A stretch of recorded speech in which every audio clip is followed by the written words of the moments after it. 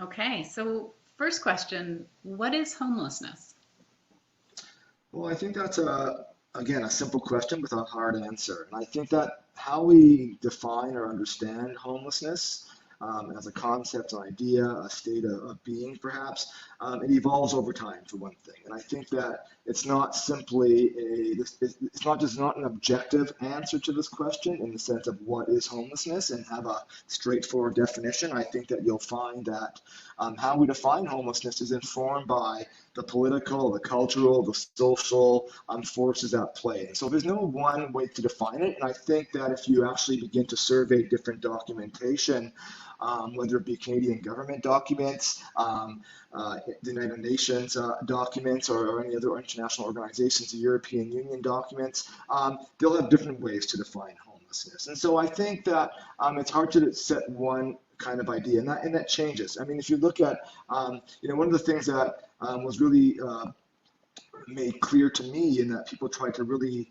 have me take under my, inform myself with, is that that idea evolves. And so if you look at someone like David Hulchanski, who's written on this in many ways, the idea of homelessness, really, in thinking about contemporary times, changed a lot, really beginning in the 1980s, where the idea of homelessness became very much more related to the idea of houselessness, for instance. And so now a lot of the way we think about homelessness, actually, as we define it by government indicators and so on, really thinks about the housing element of it, the existence and availability of housing, secure housing, adequate housing.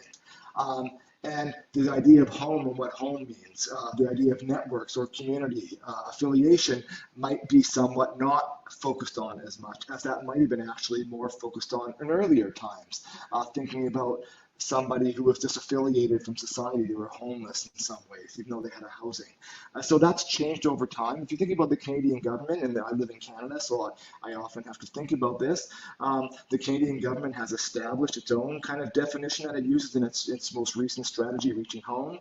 And here you can think about housing as they do in terms of a state of being or a state of housing. And one can think about being absolutely homeless, and that's a terminology you now see, absolutely homeless, which really speaks to that not having any form of housing or any kind of secure tenancy. So these would be referring to people who are living outdoors, living on the streets, or staying in emergency shelters on a kind of a basis, to more kind of insecure housing functions, or they talk about at risk of homelessness now even, so thinking about at-risk populations. And then other kinds of homelessness, which is kind of in between that, people who are perhaps couch surfing or moving from one place to another. That might be people who have another way of looking at that, but not defined quite as absolute homeless because they're moving from a housing situation. So that's kind of how we think about it in terms of the Canadian government's approach, and a very one that's utilized quite a bit by people in the industry now who are trying to reduce homelessness. That's kind of one of the measurements they're looking at. But there's also then that temporal element of it. And so we start thinking about populations of homeless people, and that can be defined again by how long were their experiences of homelessness in terms of the temporal element of it. And so here I think particularly of this invention or this idea of the chronically homeless, which we've seen emerge in the last couple of decades, where now we think about a chronically homeless population are those who, and it might be defined somewhat differently, but who are kind of long-term homeless people. Long-term, and this is usually thinking about absolutely homeless people who are long-term, without any kind of secure place to be.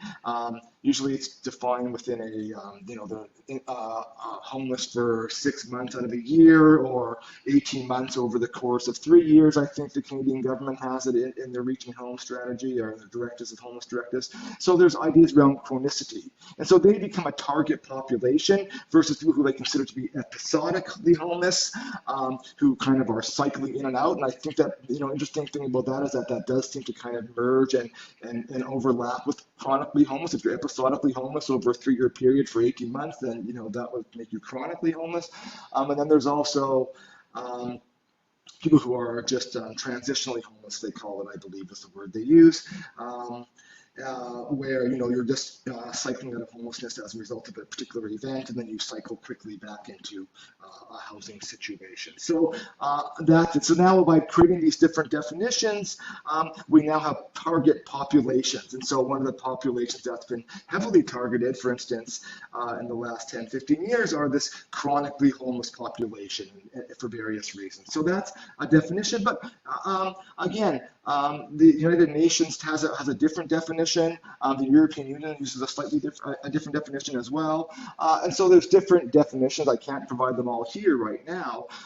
But we do want to think about the idea of house, the idea of home, idea of perhaps people, different locations they can be in, and how being homeless can be experienced differently by different individuals and households.